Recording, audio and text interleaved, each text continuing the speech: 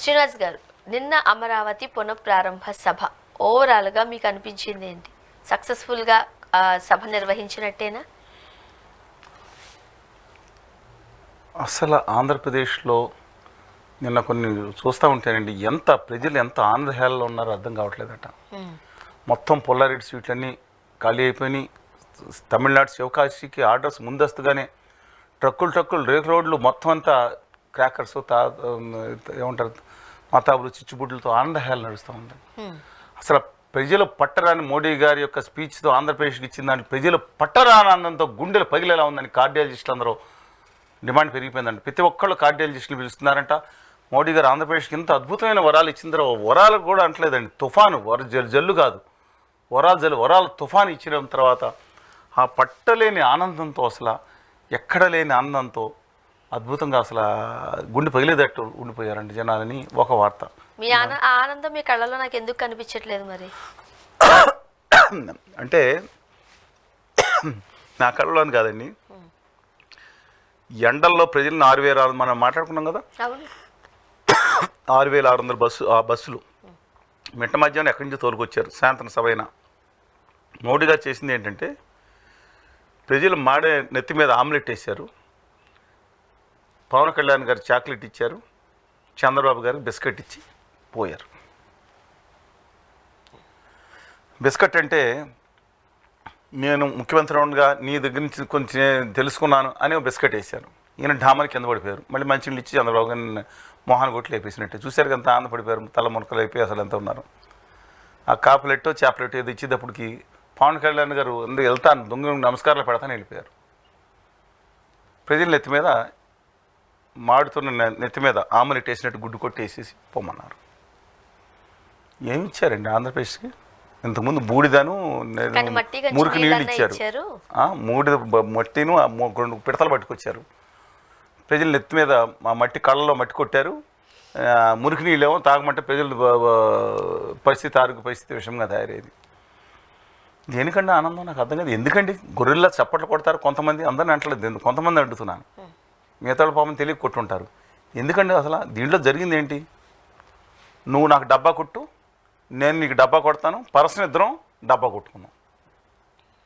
ఇది తప్ప ఏం జరిగిందని నాకు అర్థం కాదు. దాంట్లో 10 సంవత్సరాల క్రితం స్పీచ్కి ఇప్పటికి తేడా ఏమొచ్చింది అసలు? అబ్సల్యూట్లీ ఎందుకని నాకు అర్థం కావట్లేదు. కొంతమంది ఇప్పుడు బయలుదేరారు, వీళ్ళు అంటున్నారు ఏమండి ఇంతకుముందు మీ అందరి వల్ల పోనీ మా వల్ల లేదా ఇంకో ప్రతిపక్ష పార్టీ వాళ్ళ వల్ల చంద్రబాబు నాయుడు గారు యూటర్న్ తీసుకున్నారు, అందువలన అన్యాయం అయిపోయారు. ఆయన రాష్ట్రం గురించి మాట్లాడదాం, ఇది ఒక పార్టీ గురించి అన్యాయం అయిపోయారు, ఇప్పుడు ఏదో వచ్చేది వస్తుంది కదా. నేను ఇదే వాదన తీసుకెళ్తా ఉన్నారు అందరూ, ఏదో వచ్చిన వాళ్ళు కూడా కాదంటారా? తమిళనాడు వాళ్ళు ఇలా కాళ్ళు మొక్కకుండా, కాళ్ళు పాదపూచేసి తీర్థాలు సేవించకుండా లేదా ఇంకోటి చేయకుండా ధైర్యంగా ఐక్యంగా ఉండి సాధించుకుంటున్నారు. అదే అండి మొక్కలు మేము చూసారు ఇలాగా. మరి అది కళ్ళ ముందు కనపడతా ఉంటే ఇది చాకచక్యం అంటారేంటి నాకు అర్థం కాదు. పోనే విత్ డ్యూ రెస్పెక్ట్స్ దెమ్ చాకచక్యం అనుకుందాం. మన 25 మంది ఎంపీల మీద లేకపోతే 21 మంది ఎంపీల మీద ఆధారపడి కేంద్రంలో దాదాపుగా 19-20 వరకు పక్కన పెట్టండి, కేంద్ర ప్రభుత్వం నడుస్తుంది కదా. ఇంతకుముందు 303 ఉన్నప్పుడు లెక్క చేయలేదు అనుకున్నాం, 2019 ఉన్నప్పుడు లెక్క చేయలేదు రాష్ట్ర ప్రభుత్వాన్ని. అందుకు 272, 74, 73 ఉన్నప్పుడు లెక్క చేయలేదు, అప్పుడు కూడా లెక్క చేయలేదు అనుకున్నాం. ఇప్పుడు మైనార్టీలో ఉంది కదండి. ఇప్పుడు కనీసం మనం ఏమన్నా హామీలు అమలు చేయంటే దాని గురించి మాట్లాడారా? ఇవాళ మొన్న పెద్ద మనిషితో ప్రభుత్వంలో ఉన్న వారితో ఒకళ్ళతో నేను మాట్లాడినప్పుడు బాసు ఏదో ఒకటి ప్రకటిస్తారు అంటున్నారు. మన పాత ఇచ్చిన 15,000 కోట్లు అది గ్రాంటే మొదటిసారి చెప్పినట్టే, మిగతా 15,000 కోట్లు ఏదైనా చేద్దాం, అది కేంద్ర ప్రభుత్వ సంస్థలు ఇలా ప్రారంభిస్తున్నాం, ఇన్ని వేల కోట్లతో కనీసం దానివల్ల ఉపయోగం ఉంటుంది, అది మాత్రం ఏదో ఆయన ఫేస్ సేవింగ్ కోసమైనా ఈ విధంగా మాట్లాడతారేమోనని అభిప్రాయం కొంతమంది వ్యక్తం చేశారు. వాళ్ళు ఏం జరిగిందండి? ఏం మాట్లాడారండి? ఎన్టీ రామారావు గారు ఆశయాలంటారు. ఎన్టీ రామారావు గారు ఆశయాలు కేంద్రం మిథ్య అన్నారు. ఆయన ఆంధ్రుల ఆత్మగౌరవం కోసం ఆత్మగౌరవాన్ని వాళ్ళ నడి బజార్లో ఢిల్లీ బజార్లో తాకట్టు పెట్టిన సంఘటనలు మర్చిపోయి ఆత్మగౌరవం గురించి మాట్లాడుతున్నారు. ఆయన ఎవరు ఆత్మగౌరవం గురించి మాట్లాడుతున్నారు? వాళ్ళు నాకు అర్థం కావట్లేదు. ఇంకోటి, ఆ రోజు కేంద్ర ప్రభుత్వంలో చంద్రబాబు నాయుడు గారు బయటకు వచ్చింది కేవలం హోదా విభజన హామీల కోసమా? అది వస్తే ఎందుకని సోనియా గాంధీ గారు ఇంటి ముందు వెయిట్ చేసి వెళ్ళి కలిసి వచ్చారు? రిపోర్ట్లు దిక్కుమాల రిపోర్ట్లు ఎవరు ఇచ్చారని చెప్పి వెళ్ళి మోడీ గారు ఓడిపోతారని కాంగ్రెస్ పార్టీతో ఎన్నికల అలయన్స్ పెట్టుకుమని అందరూ చెప్పారా? అసలు నాకు అర్థం కావట్లేదండి. ఒకరిని పొగట్టం కోసం ఆ చాకచక్యం ఏంది? నేనేం ఇప్పుడు గల్లా పట్టుకుని ఆ రోజు చంద్రబాబు నాయుడు గారిని మేము వెళ్ళి మోడీ గారి భార్యను తిట్టమన్నావా? కుటుంబ సంబంధాల గురించి మాట్లాడమన్నానా? కాదు కదా. With due respects to everybody, మీరు హక్కుల కోసం మాట్లాడండి. కేంద్రంలో పదవుల్లో ఉంటానే బాగా మోడీ గారిని పార్లమెంట్లోని మంత్రులు నిలదీస్తే అయిపోయింది కదా.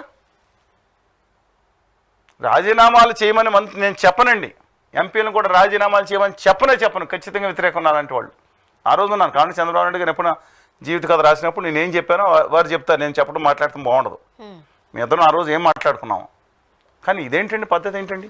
కాదు సార్, ఇప్పుడు అందరిలోనూ ఉన్న ఒక డౌట్ ఏంటి అని అంటే, ప్రస్తుతానికి కూటమిలో భాగంగా ఉన్నారు. కూటమి ప్రభుత్వం ఇది, అందులో బీజేపీ కూడా ఉంది. అంటే ఆంధ్రప్రదేశ్ రాష్ట్రానికి ముఖ్యమంత్రి చంద్రబాబు నాయుడు గారు ఉన్నప్పటికీ కూడా కూటమిలో బీజేపీ కూడా ఉంది కాబట్టి ఇంకా వీళ్ళకి అడిగే అర్హత ఉంటుంది. రైట్ రాయల్గా మనకు అడిగే అర్హత కాదు. విభజన చట్టంలో పెట్టిన కండిషనల్ బైఫర్కేషన్లో అది హక్కు మనకి అర్హత. మన హక్కును మనం కోరుకుంటున్నాం. అంటే ఆ హక్కు గురించి నేను ఇంకొక టాపిక్ గా మాట్లాడతాను. ఇక్కడైతే ఇప్పుడు అన్ని వేల మందిని తరలించారు, లక్షల మందిని తరలించారని మొత్తం మిట్ట మధ్యాహ్నాలు అన్ని పక్కన పెట్టి ఎక్కడెక్కడి నుంచో ప్రత్యేక వైద్య శిబిరాలు అలర్ట్ చేశారు. వాళ్ళని బాగా చూడాలి, ఆరెంజ్లు ఇచ్చారు, తర్వాత ఓఆర్ఎస్లు అన్ని పెట్టుకున్నారు, ప్రజలను బాగా చూడాలి, అంతవరకు సపోర్ట్ చేస్తున్నాం. మిట్ట మధ్యాహ్నం ఓ పక్కన వాతావరణ శాఖ బయట తిరగొద్దాయా బాబు. మధ్యాహ్నం అంటే మిట్ట మధ్యాహ్నం బస్సులు ఏసీ బస్సులు అండి, స్కూల్ బస్సులు, పిచ్చి బస్సులు కొన్ని అన్నీ వేసుకుని తీసుకొచ్చి తరలించారు. దేనికోసం అండి? ఈయన దివ్యమంగళ స్వరూపాన్ని చూపించడానికా, లేకపోతే వీళ్ళు నవ్వుకుని మన డబ్బా కొట్టుకొని మీ డబ్బా కొట్టుకుని చెప్పాను కదా, పరస్పర డబ్బా కొట్టుకుని దీన్ని చూడటానికా?